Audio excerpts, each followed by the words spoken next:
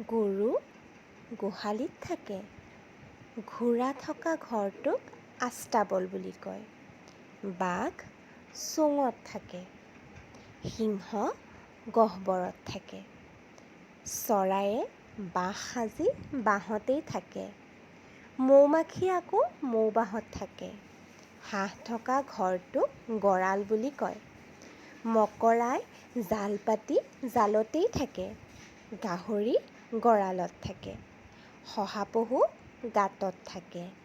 বান্দৰ ক'ত থাকে জানানে? গছত ওলমি ফুৰে যে। আকৌ মানুহ ক'ত থাকে? ঘৰত।